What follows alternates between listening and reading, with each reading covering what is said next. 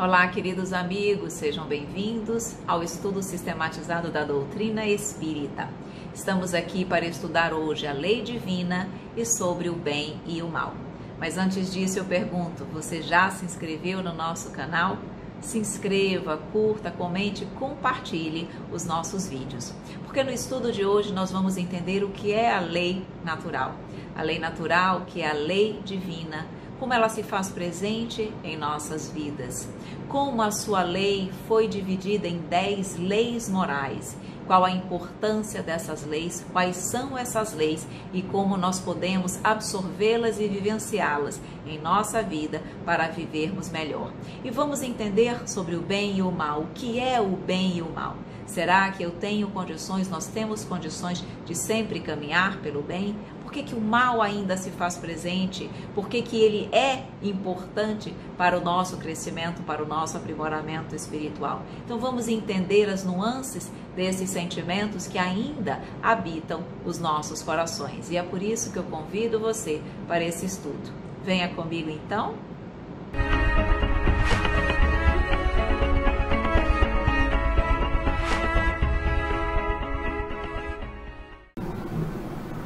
Olá, meus queridos amigos, estamos de volta então aqui no nosso ESG, dando continuidade ao nosso estudo. Vamos ver a lei natural, definição e caracteres, o bem e o mal.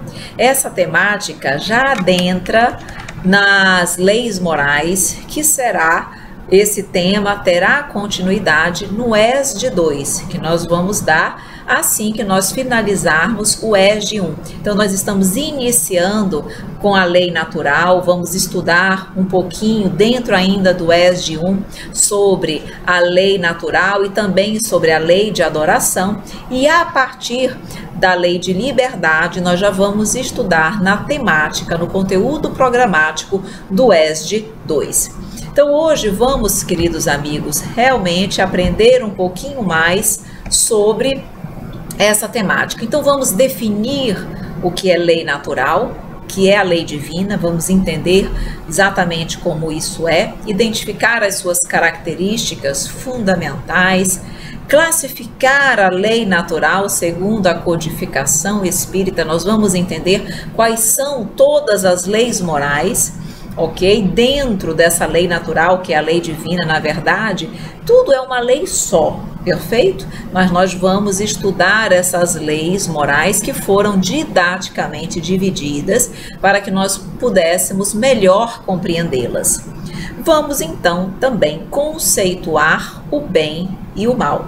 Como nós estamos aqui trabalhando sobre lei divina, sobre aquilo que é certo, aquilo que é errado, é importante nós entendermos sobre o bem e o mal. E esclarecer por que o homem instruído tem mais responsabilidade de praticar o bem. Vamos então trabalhar todos esses aspectos na aula de hoje. Iniciando, como nós vamos falar sobre lei natural, sobre as leis morais, vamos entender o que é uma lei. Então, a lei é uma norma, um preceito, um princípio, uma regra. É uma obrigação imposta pela consciência e pela sociedade. Portanto, é algo que nós devemos cumprir, precisamos cumprir.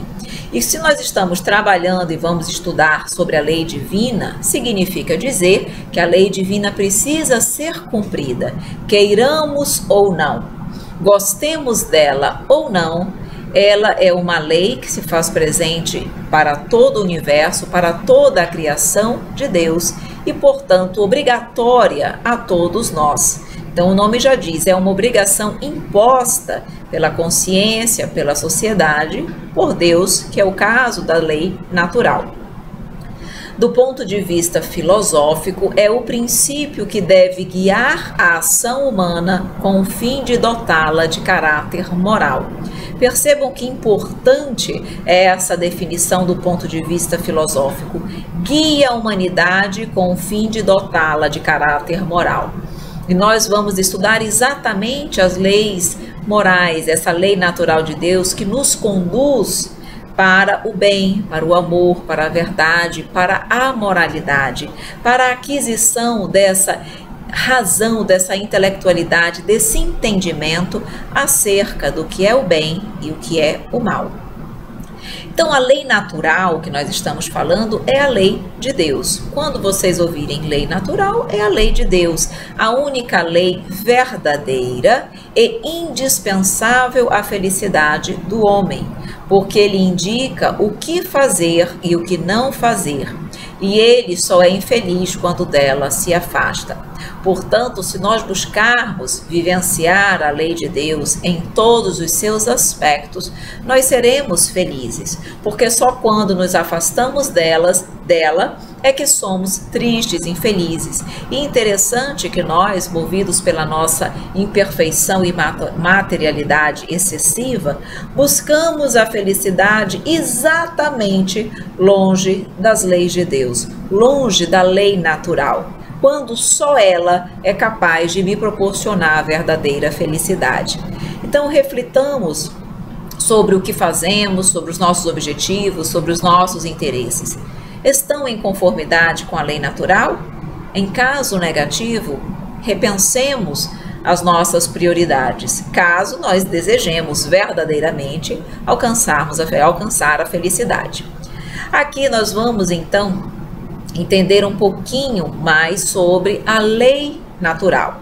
Então, a lei natural engloba dois tipos principais de leis. As leis físicas, que regulam o movimento e as relações da matéria bruta e cujo estudo pertence ao domínio da ciência propriamente dita. Então, percebam, tudo está dentro da lei de Deus, mas ela se divide em dois aspectos, em duas principais leis. As leis físicas são aquelas que regulam o mundo material, são aquelas que regulam as relações da matéria bruta, ok? Aqui no nosso mundo, principalmente no nosso mundo material, e o estudo pertence ao domínio da ciência. Mas nós temos também as leis morais, que dizem respeito ao homem considerado em si mesmo e suas relações com o Criador e com os seus semelhantes. Vejam bem agora, contém as regras da vida do corpo, bem como as da vida da alma. São essencialmente aquelas que nos ajudam a caminhar para o bem, nos trazem a distinção do bem e do mal, nos conduzem para o caminho da luz, do entendimento, da razão. Então, as leis morais, que serão essencialmente estudadas, iniciadas agora e estudadas no ESD 2, vão nos trazer exatamente esse entendimento, para entendermos as regras que conduzem a nossa vida, a vida do nosso próximo, a nossa relação com o próximo, a nossa relação com o Pai. Então, embora as leis físicas também façam parte da lei natural, nós iremos estudar apenas, a partir de agora, as leis divinas. As leis divinas não, as leis morais. Aí, se nós nos perguntarmos onde a lei natural, a lei de Deus, está escrita? E nos diz a doutrina espírita que ela está escrita na consciência. Isso é fundamental para o nosso entendimento, porque algumas pessoas podem acreditar que ainda fazem o mal porque desconhecem a lei de Deus. Na verdade, podem tê-la esquecido. Por isso que Deus, na sua misericórdia, sempre encaminha missionários, evangelhos, doutrina espírita, inúmeros livros, exemplos para nos relembrar a sua lei, mas ela já está em nossa consciência.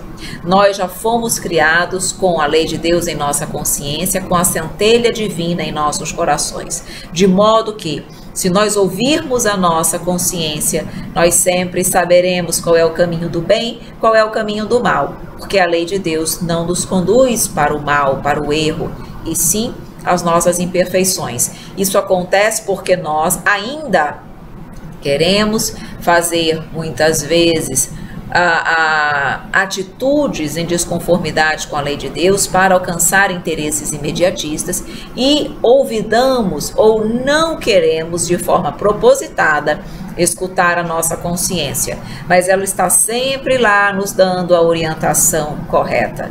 Ela não nos orienta para o mal, sempre para o bem. Todos a conhecem?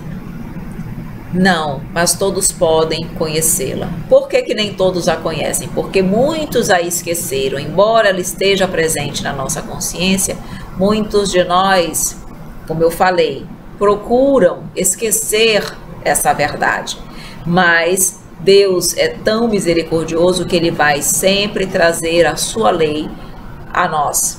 Sempre teremos mecanismos de conhecer essa lei através da natureza, através do próximo, através do progresso, do desenvolvimento que faz parte de todos nós, de tudo aquilo que existe no universo. Ou seja, mais cedo ou mais tarde, nós iremos nos defrontar novamente com a lei de Deus e a ela seguiremos. Todos compreendem a lei de Deus? Não, nem todos a compreendem ainda, mas todos iremos compreendê-la. Se todos nós fomos criados para a perfeição e para a felicidade, para o progresso, significa dizer que em algum momento todos nós iremos compreender as leis de Deus e cumpri-las, vivenciá-las em nossa existência, em nossa vida.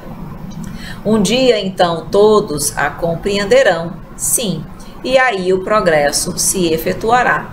Porque o progresso não é chegarmos à perfeição e à felicidade, e nós já não sabemos que eu só não alcanço a felicidade se eu me afasto das leis divinas.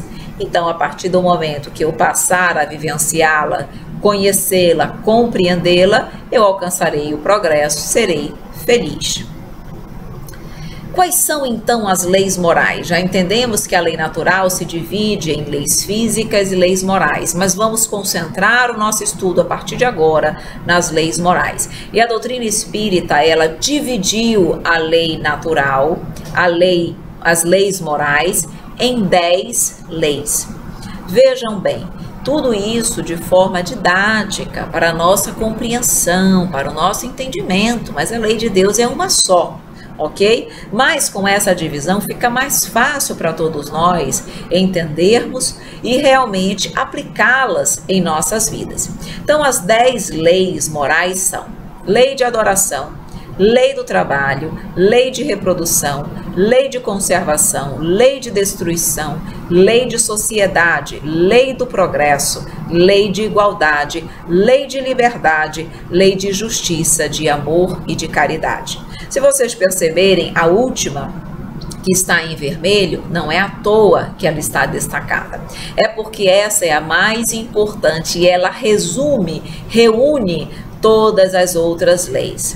Portanto, se nós estivermos em dúvida entre aplicar uma lei anterior e aplicar a lei de justiça, de amor e caridade, fiquemos com a lei de justiça, de amor e caridade. Ela é a mais importante.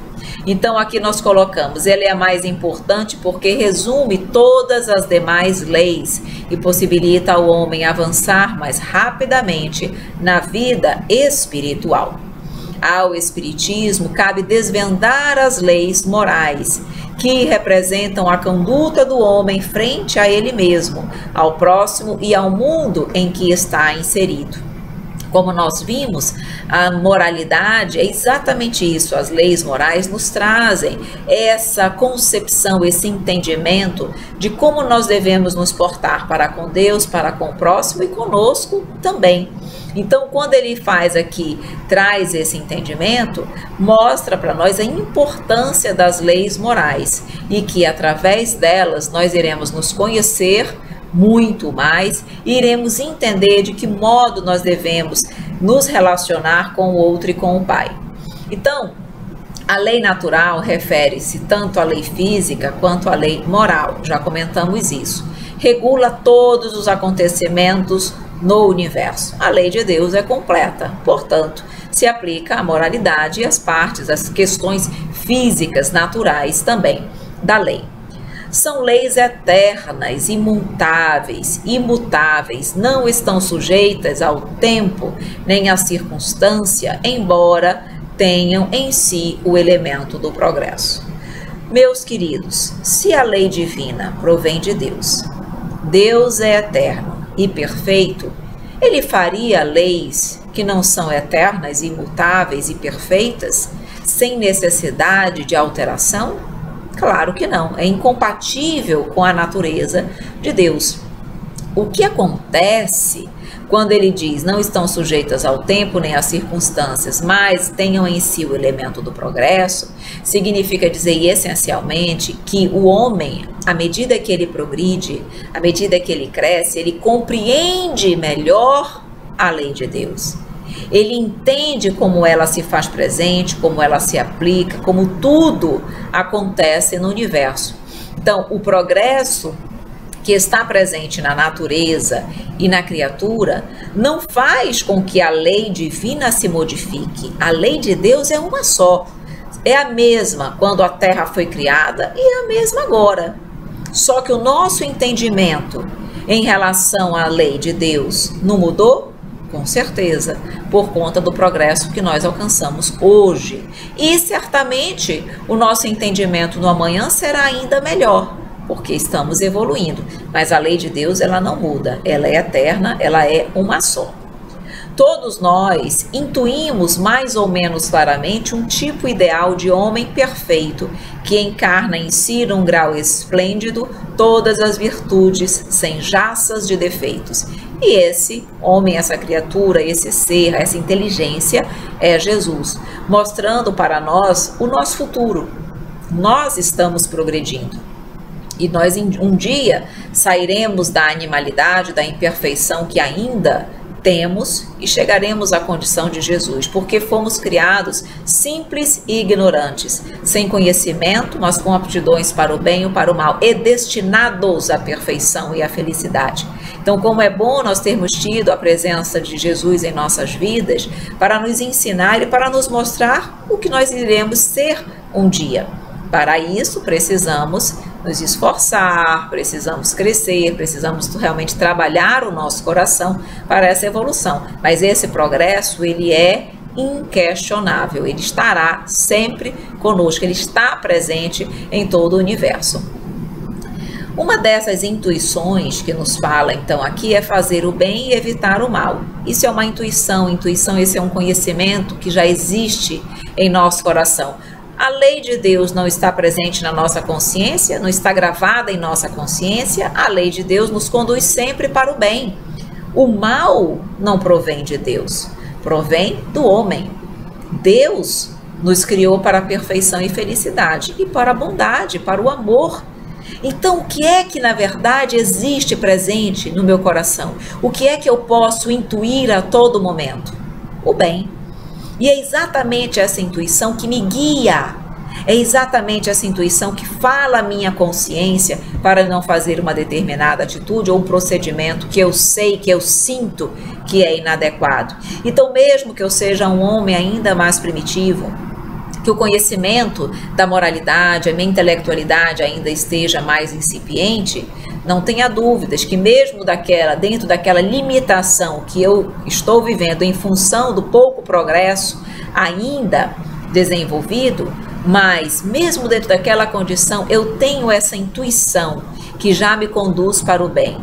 E eu posso escutar aquela intuição, aquela força interior que habita em mim, ou não. Se eu opto em não escutá-la, certamente eu tenderei ao mal. Mas o bem é sempre de Deus, provém de Deus, e o mal do homem. O homem de bem estuda as leis morais e as segue, sem cessar na sua caminhada rumo à imortalidade. Moral, portanto, é a regra da boa conduta, da distinção entre o bem e o mal. E nós temos condições de distinguir o bem e o mal? Sim. Cada vez mais, obviamente, à medida que eu progrido e à medida que eu tenho moralidade. Cada vez mais isso fica claro para mim. Mas eu sempre tenho condições, a partir do momento que a lei de Deus está gravada em minha consciência. Nos diz o Evangelho segundo o Espiritismo: o ensino moral do Cristo para os cristãos de qualquer crença, isso é o Evangelho, ok? É o ensino moral do Cristo para os cristãos de qualquer crença, extraindo dos Evangelhos princípios de ordem ético-moral universais. Sabe o que isso significa dizer?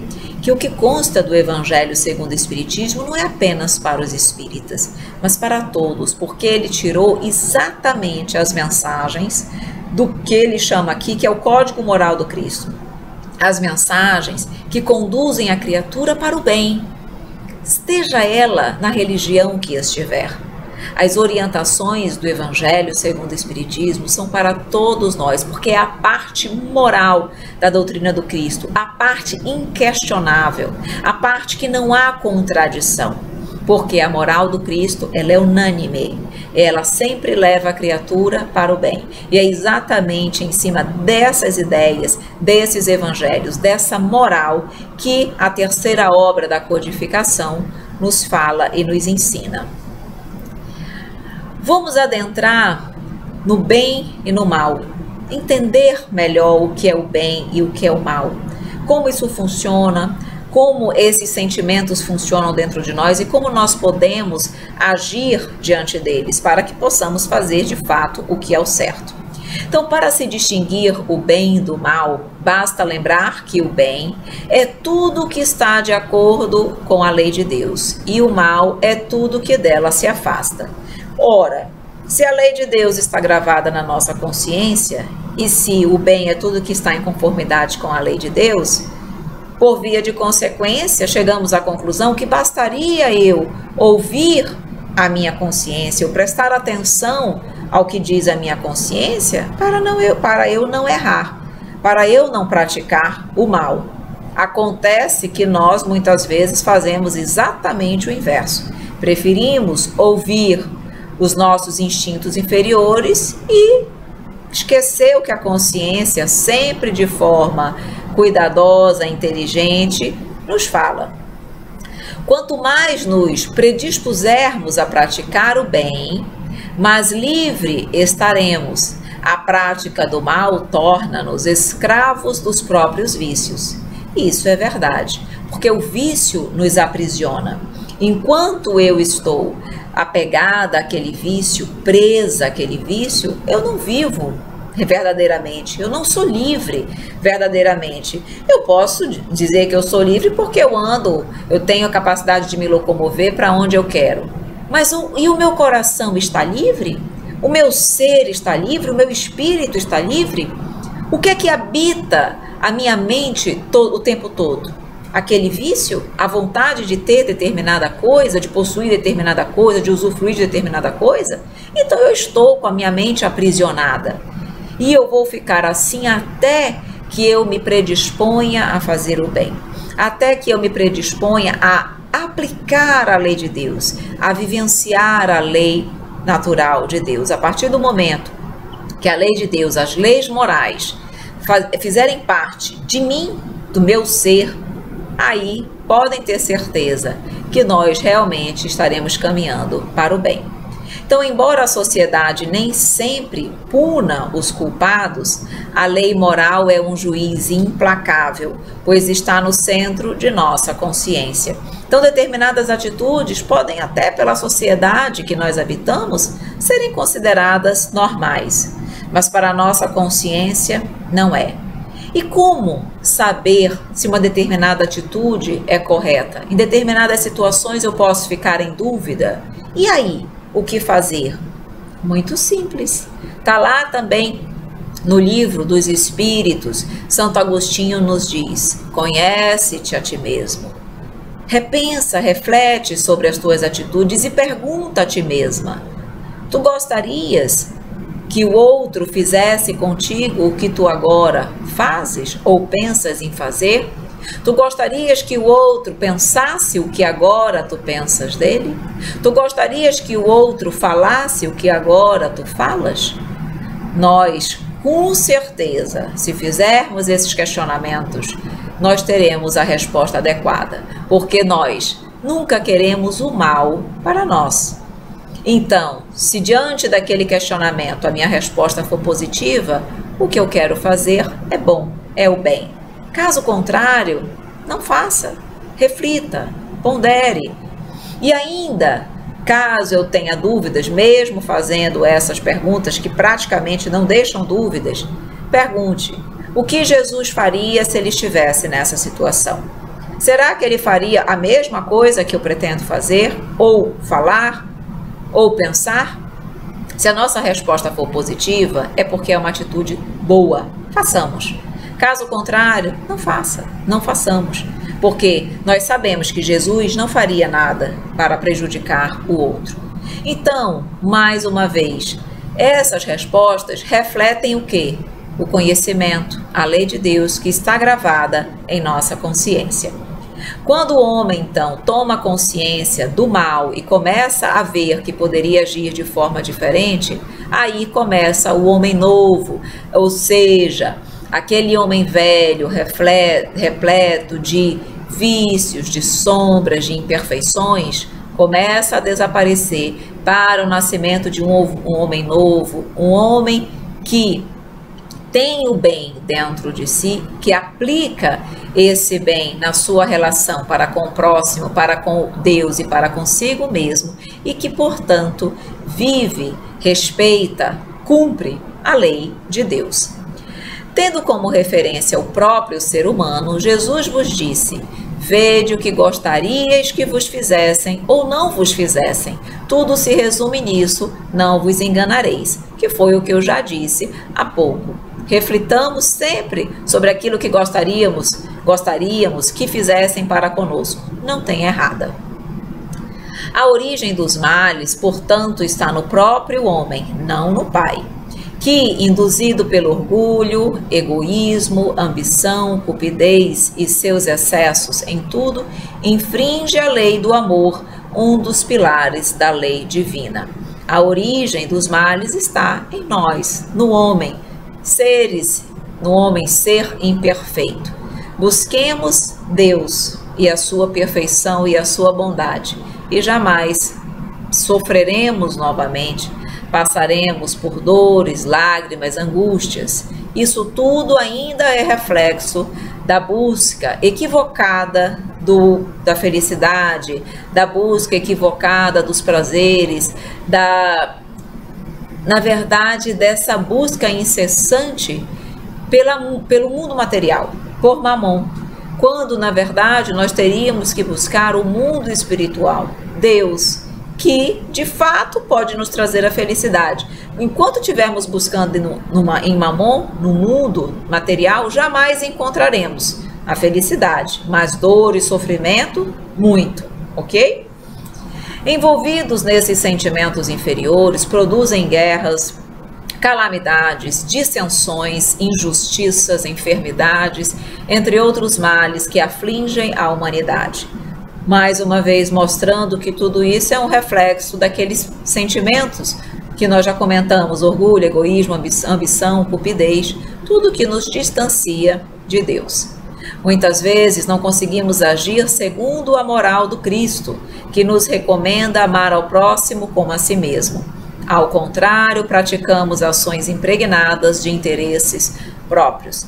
Enquanto nós pensarmos apenas em nós, enquanto nós estivermos priorizando os nossos interesses, isso demonstra imperfeição espiritual.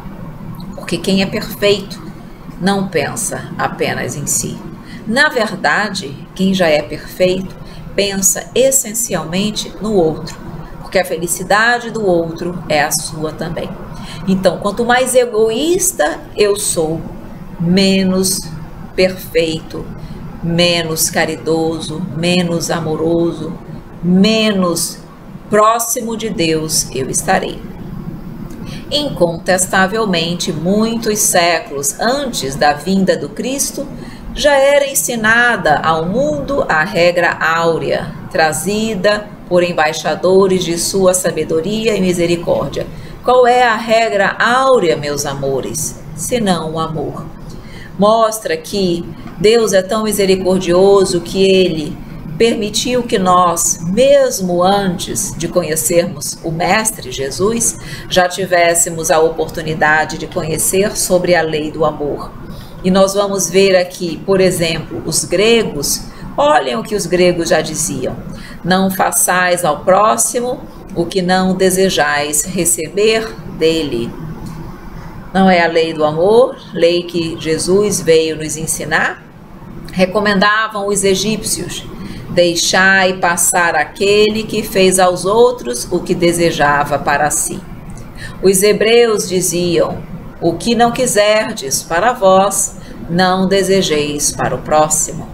Os romanos diziam: a lei gravada nos corações humanos é amar os membros da sociedade como a si mesmo, mostrando então para nós que a verdade já estava presente, sempre esteve. A lei natural, a lei do amor, já estava à nossa disposição, mesmo antes do Mestre. E, ainda hoje, passados mais de 2000 anos, nós ainda temos dificuldades de amar. Nós ainda estamos tentando aprender a amar, porque hoje o que nós temos é egoísmo, é posse, é desejo de propriedade, de vingança, quando não há reciprocidade dos nossos sentimentos. Então a verdade é que nós ainda apequenamos excessivamente o amor, que é sublime, que é maravilhoso, que é belo. Mas tudo é um processo. Na hora certa nós iremos, com esforço, dedicação, aprender o verdadeiro sentido do amor. Então vejam, na antiguidade, todos os povos, como nós vimos, receberam a lei de ouro da magnanimidade do Cristo. Profetas, administradores, juízes e filósofos, porém, procederam como instrumentos mais ou menos identificados com a inspiração dos planos mais altos da vida. É dizer, que nós tivemos sim a oportunidade de conhecer essa lei áurea, essa regra áurea do Pai, que é a lei de amor. Mas, obviamente, que só Jesus era perfeito a ponto de não apresentar nenhum equívoco, nem em palavras, nem em ações. Os demais profetas, mais ou menos identificados com as inspirações do alto, mais ou menos perfeitos, com certeza podem ter procedido de forma não tão exemplar, não tão maravilhosa como o Mestre, mas trouxeram as suas informações, trouxeram essas verdades, de modo que nós já tínhamos condições de saber o bem proceder. Percebem que o bem e o mal, na verdade, já estava aí, o conhecimento desse bem, dessa verdade maior, já estava à nossa disposição. Nós, mais uma vez, é que realmente procuramos não aplicá-las, porque elas, naquele momento, não nos eram ideais, porque pedem de nós mudança de postura, reforma íntima, autoconhecimento. E agora que nós estamos um pouco mais dispostos a isso, quantas em quantas reencarnações nós só buscamos o erro, nós só buscamos a satisfação do nosso orgulho e do nosso egoísmo. Agora que estamos um pouquinho melhor. Então, com o Mestre, todavia, a regra áurea é a novidade divina, porque Jesus a ensinou e exemplificou, não apenas com palavras, como muitos outros profetas, mas com atitudes. Então ele coloca, não com virtudes parciais, mas em plenitude de trabalho, abnegação e amor, a claridade das praças públicas revelando-se aos olhos da humanidade inteira, de modo que nós não tínhamos como ter dúvidas acerca da sua verdade, da lei maior, da lei de Deus. A lei natural abrange todas as circunstâncias da vida, lembrando que a lei natural é a lei de Deus. Ele está presente em tudo, no universo inteiro, em todos os planetas. Claro que em determinados planetas elas se mostram de uma forma, em outras elas se mostram de uma forma mais ou menos forte. Exemplo, a lei de destruição. Nós vamos estudar mais à frente a lei de destruição e nós vamos perceber que ela está presente, mas ela se faz presente de formas diferenciadas conforme a destinação do planeta, a condição de seus habitantes. Então, as leis são as mesmas, mas conforme a condição do meio, elas vão se apresentar de uma forma diferenciada. mas abrange sim sempre todas as circunstâncias da vida. As leis naturais auxiliam o homem a encontrar a orientação segura para a necessária mudança, capaz de elevar a humanidade a níveis evolutivos sólidos e definitivos. Ela vê exatamente, as leis morais vêm exatamente para nos auxiliar a chegar à perfeição. Vejam agora o que nos diz o Livro dos Espíritos na questão 636. Pergunta: o bem e o mal são absolutos para todos os homens? E a espiritualidade nos diz: o bem é sempre o bem e o mal é sempre o mal, qualquer que seja a posição do homem. A lei de Deus é a mesma para todos. Diferença só há quanto ao grau de responsabilidade, que será medido pelo conhecimento e circunstância. Tanto mais culpado é o homem, quanto melhor sabe o que faz, tem consciência, conhecimento das suas atitudes. Assim, mais culpado é, aos olhos de Deus, o homem instruído que pratica uma simples injustiça do que o selvagem e ignorante que se entrega aos seus instintos. Então, percebam que o bem e o mal, se ele é absoluto para todos os homens, a doutrina nos mostra que o bem é sempre o bem e o mal é sempre o mal. Só que esse absoluto, o que ele diz assim, são absolutos, absolutos para todos os homens, quer dizer, ocorrem, se fazem presentes da mesma forma sempre?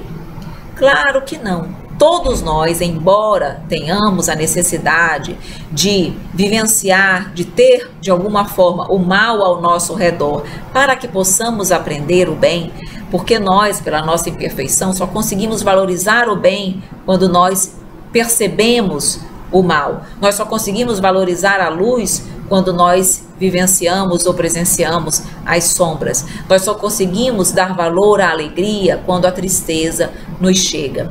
Então, por conta da nossa imperfeição, nós ainda precisamos dessas situações contraditórias para que possamos compreender o peso, a importância de cada uma delas e a relevância daquilo que é positivo em nossas vidas.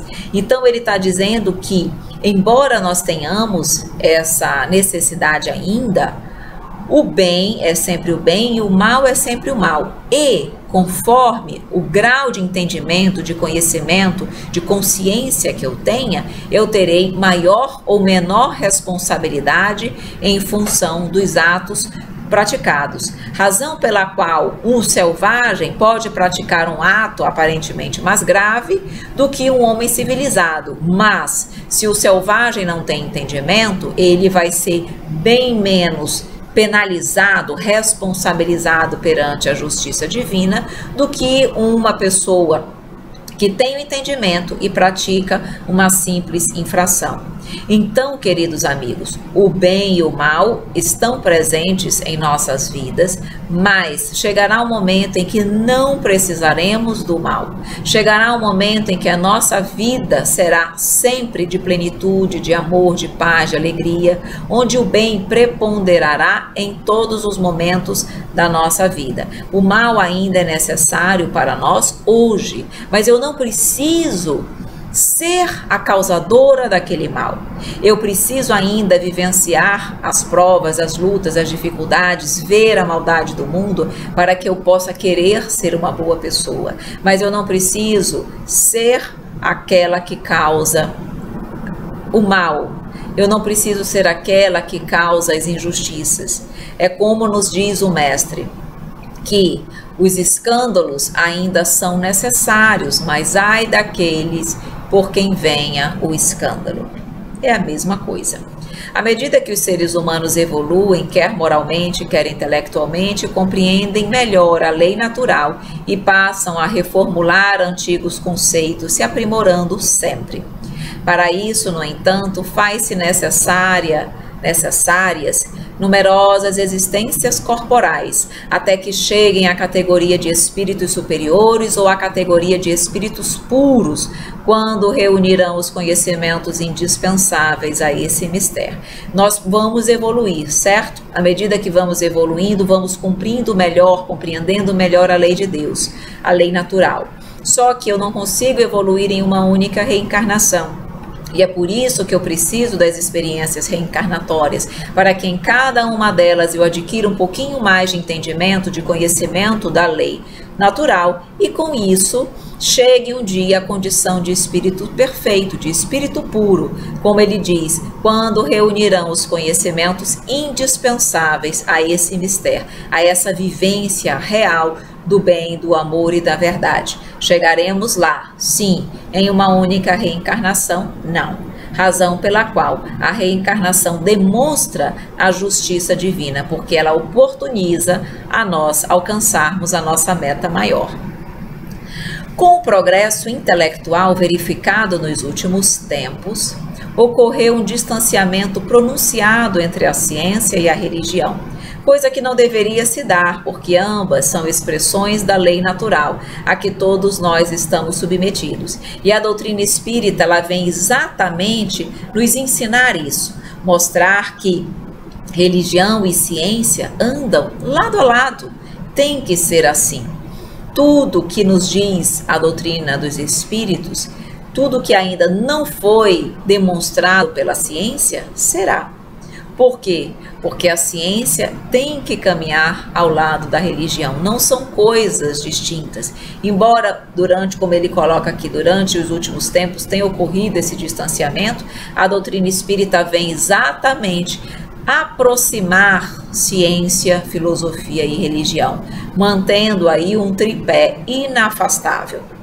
E a ciência vai, pouco a pouco, comprovar aquilo que a doutrina espírita já nos traz, que o seu aspecto religioso já nos mostra. Estamos aí dando tempo ao tempo, a doutrina espírita é maravilhosa, porque ela é progressiva, ela sabe que tudo acontece no tempo certo, mas que vai acontecer, certamente que sim.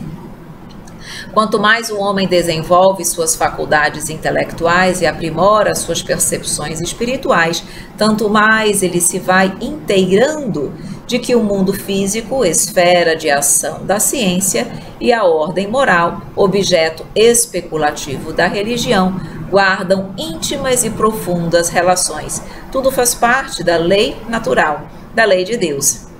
Tanto as leis físicas, objeto de estudo da ciência, quanto as leis morais. Concorrem ambas, portanto, para a harmonia universal, mercê das leis sábias, eternas e imutáveis, que os regem, como sábio, eterno e imutável é o seu legislador, nosso Deus. O homem, portanto, não pode alegar desconhecimento das leis de Deus, porque todas as criaturas têm consciência, mais ou menos consciência da lei de Deus, sabendo de que necessita para a própria felicidade.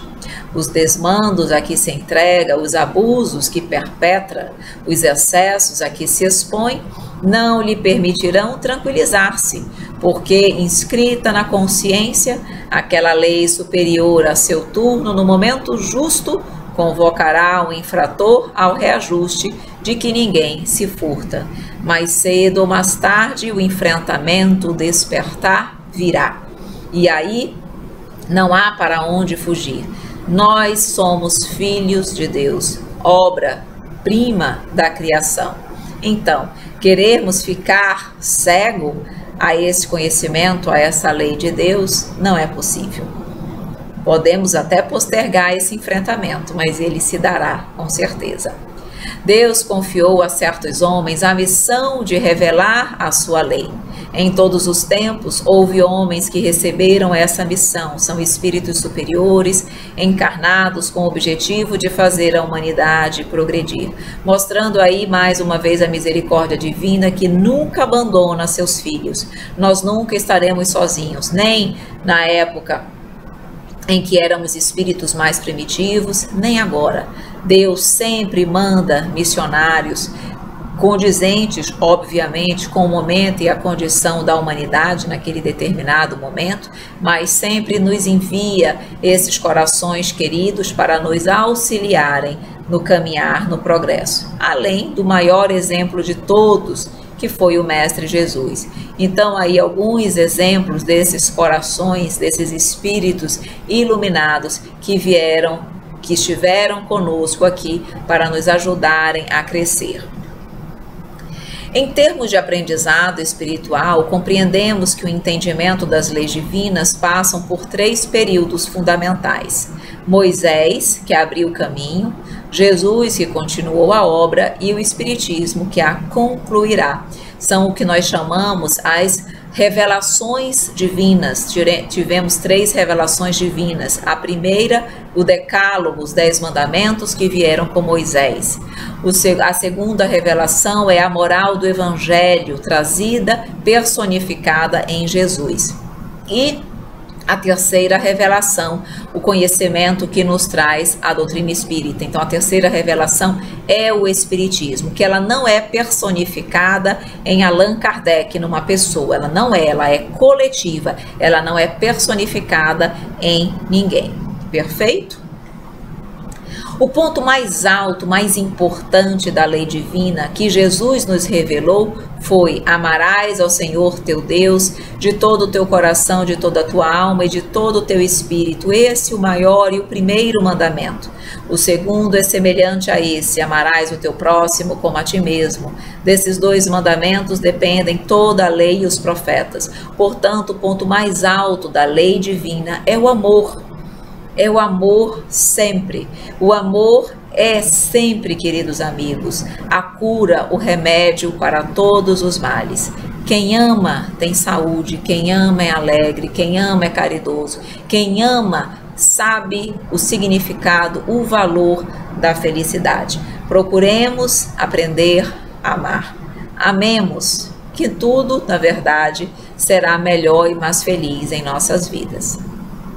Aqui eu trago uma passagem muito interessante que se encontra no livro Boa Nova, no item A Luta contra o Mal, trazida pelo espírito Humberto de Campos. E aqui nessa passagem está falando exatamente daqueles momentos onde o mestre conseguia trabalhar, curar os chamados endemoniados, certo? Que eram fatos na época comuns e que impressionavam os discípulos. A palavra diabo era então compreendida na sua justa acepção. Segundo o sentido exato da expressão, era ele o adversário do bem, simbolizando o termo dessa forma todos os maus sentimentos que dificultavam o acesso das almas à aceitação da boa nova e todos os homens de vida perversa, que contrariavam os propósitos da existência pura, que deveriam caracterizar as atividades dos adeptos do Evangelho. Dentre os companheiros do Messias, Tadeu era o que mais se deixava impressionar por aquelas cenas dolorosas. Aguçavam-lhe sobremaneira a curiosidade de homem os gritos desesperados dos irmãos malfazejos. Tadeu não conseguia modificar essa situação. Somente no dia imediato, ao anoitecer, na presença confortadora do Messias, foi possível à infeliz dementada recuperar o senso de si mesma. Tadeu não conseguiu curar aquela pessoa que estava endemoniada, certo? Ele não conseguiu curá-la. Só Jesus, que na verdade no dia seguinte teve condições de fazê-lo. Então, observando o tato, Tadeu caiu em sério e profundo cismar e questionou: por que razão o mestre não lhes transmitia automaticamente o poder de expulsar os demônios malfazejos para que pudessem dominar os adversários da causa divina?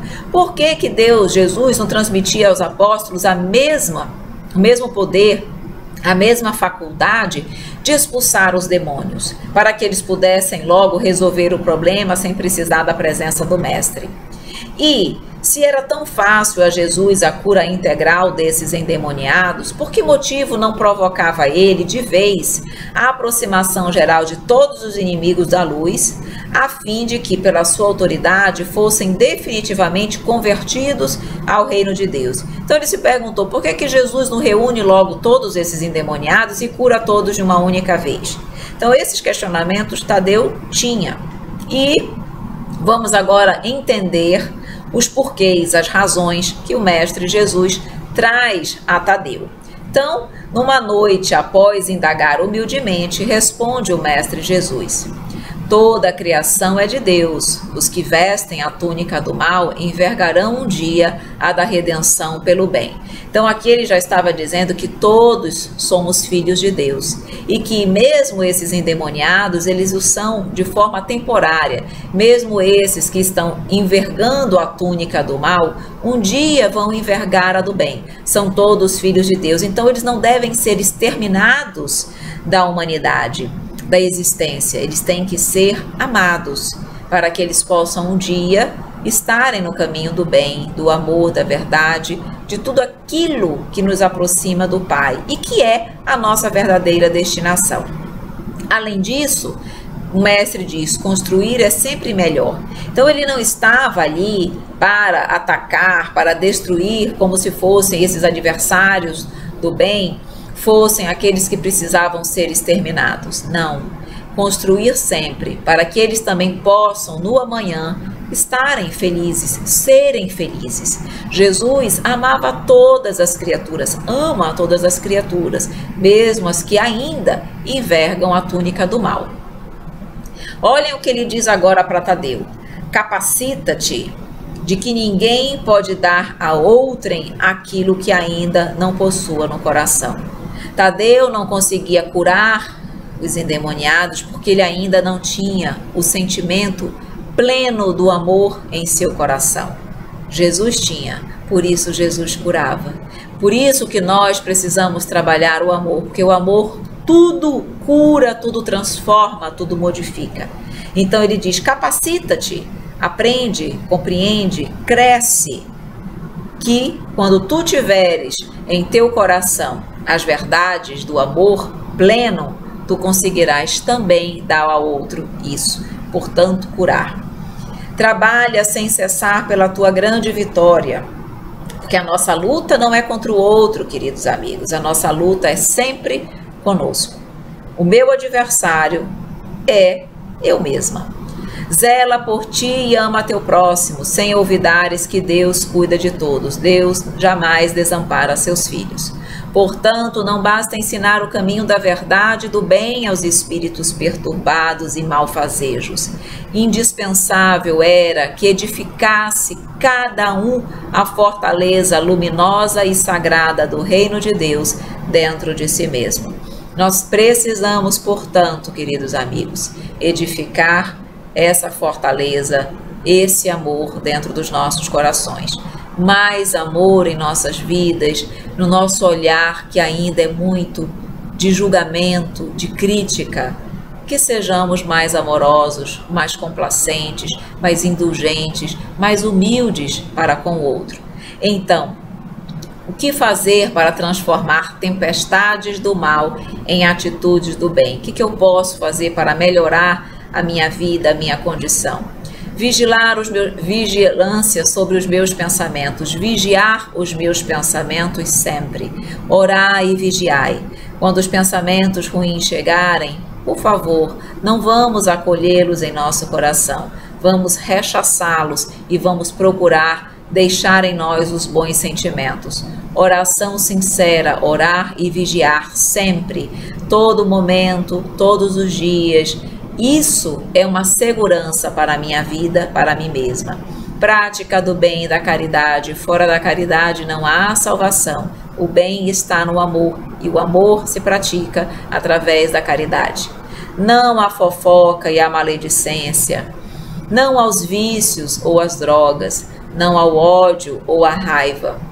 Tudo isso requer esforço. Porque as nossas imperfeições, os nossos vícios, os nossos maus pendores estão aqui.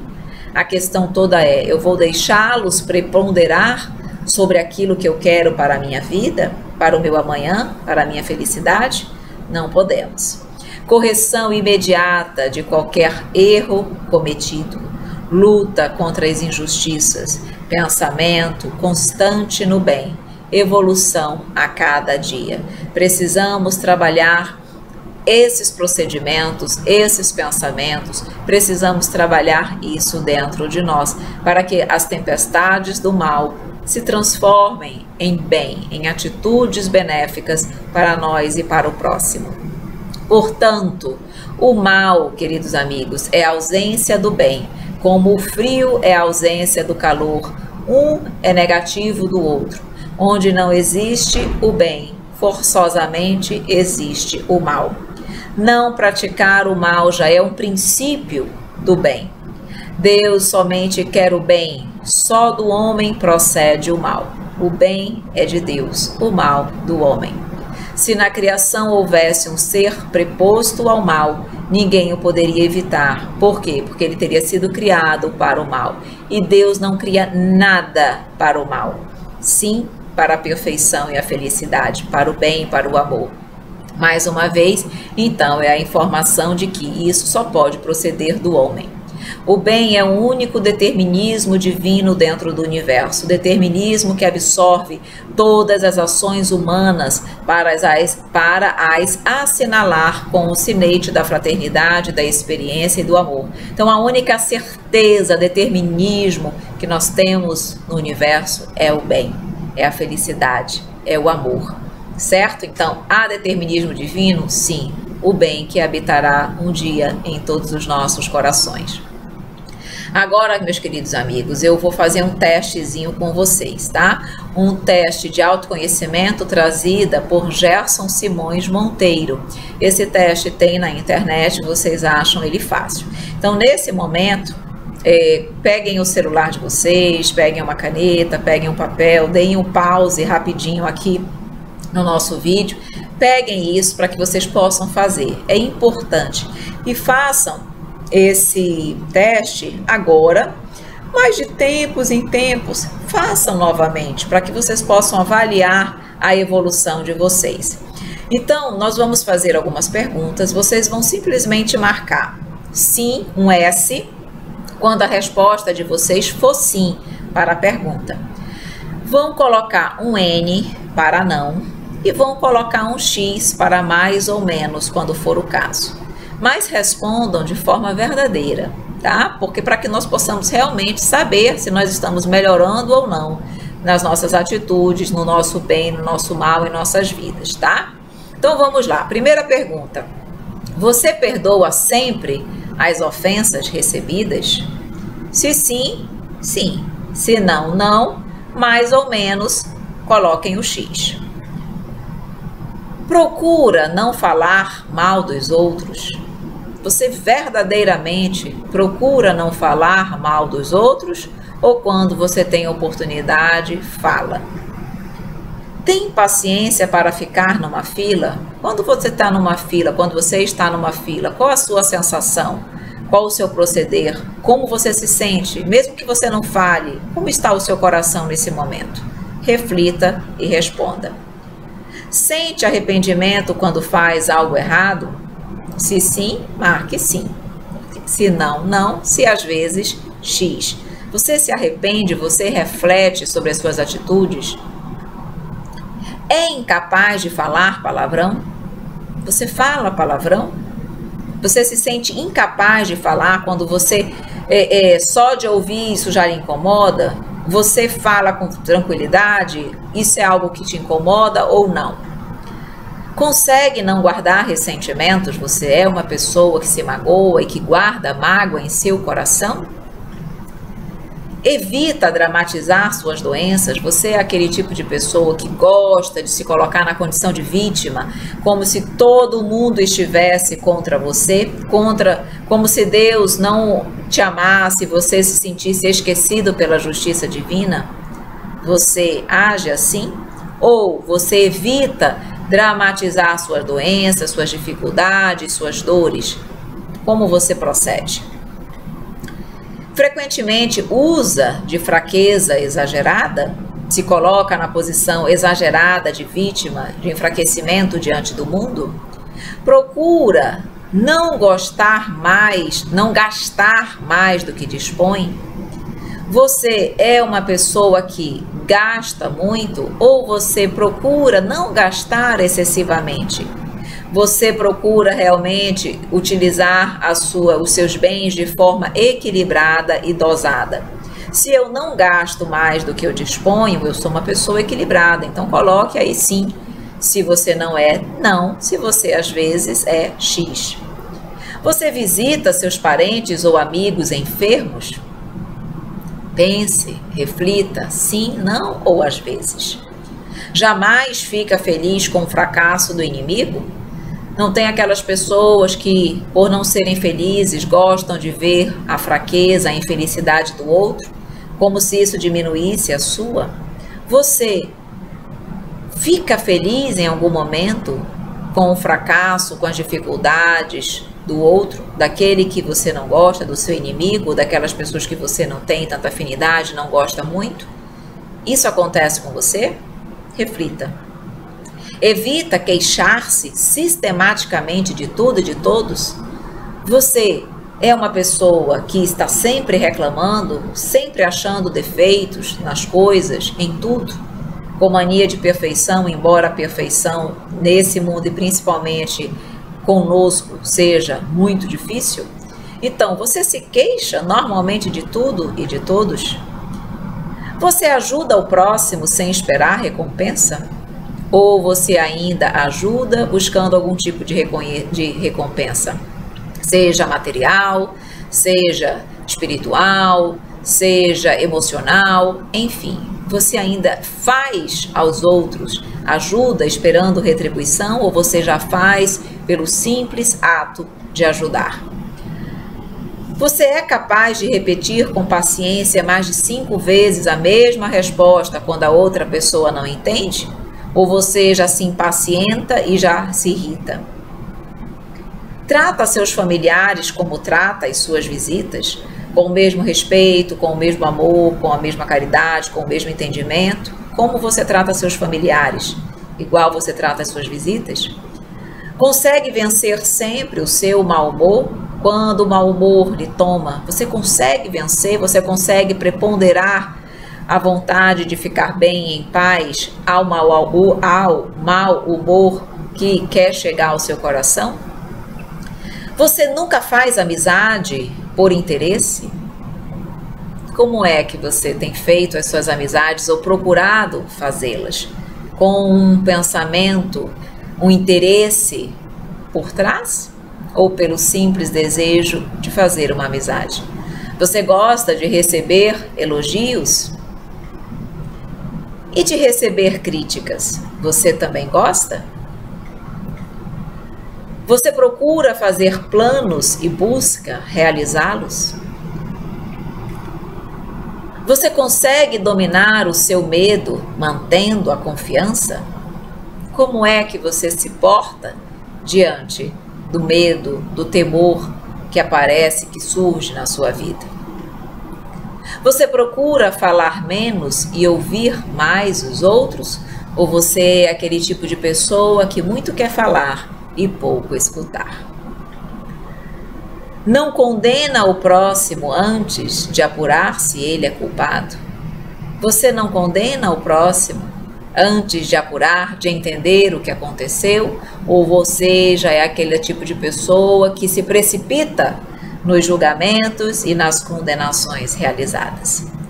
Pois muito bem, meus queridos amigos, foram 23, vamos ver se ainda há mais. Sim. Chega sempre na hora para os seus compromissos? Procura dominar os seus vícios? É incapaz de condenar quem não pensa como você? Como nós nos comportamos? Dominamos os nossos vícios? Sou incapaz de condenar quem não pensa como eu? Eu entendo as diferenças, eu compreendo as diferenças, eu condeno as diferenças ou eu compreendo o que elas significam, a importância delas para mim e para o outro? Você tem adorado a Deus, agradecido a vida? Eu lembro do Pai? Como eu me porto para com o Pai? Eu lembro de orar e de agradecer? Pois muito bem, em função dessas 27 perguntas que foram trazidas, você vai somar quantos sims você teve. Caso você tenha marcado menos de 15 respostas assinaladas com sim, Isso é um sinal de que você precisa de mais esforço na sua transformação moral para um dia, como Jesus, ser um espírito perfeito. Então, esse teste de autoconhecimento, ele é muito bom para que nós possamos ter uma noção exata de quanto de bem nós já alcançamos e quanto de mal ainda existe em nossos corações. Que nós possamos estar sempre fazendo esse teste, procurando realmente refletir sobre ele, refletir sobre os pontos que nós marcamos mais ou menos, para que nós possamos aprimorar, crescer e alcançarmos o maior número de sim. E também, dentro daqueles que nós colocamos não, também realmente refletir bastante. É importante, queridos amigos, que nós enfrentemos a nós mesmos, porque, mais uma vez eu repito, o nosso maior adversário não é o outro, mas somos nós. A nossa luta nunca é com o outro, mas conosco. Então, se queremos nos tornar homens de bem, se queremos nos tornar aqueles que praticam a lei natural, precisamos trabalhar a reforma íntima. Certo, meus queridos amigos? Finalizando aqui mais um estudo, espero que você tenha gostado, tá bom? Ainda não terminou o ESG 1, está quase acabando, estamos no finzinho, mas ainda há alguns itens, alguns estudos importantes. Eu espero você na nossa próxima aula, ok? Um grande abraço! Meus queridos amigos, estamos então de volta aqui após um estudo maravilhoso, um estudo reflexivo, um estudo que certamente nos faz repensar as nossas atitudes, as nossas prioridades, o nosso modo de viver. Eu espero que você tenha gostado, que tenha sido um estudo útil e proveitoso para que você possa cada vez mais trabalhar a sua reforma íntima, o seu aprimoramento, a sua busca pelo Pai e para o Pai. Nós nos encontramos no nosso próximo estudo, porque ainda tem muito aprendizado pela frente. Um grande abraço, queridos amigos, e até a próxima!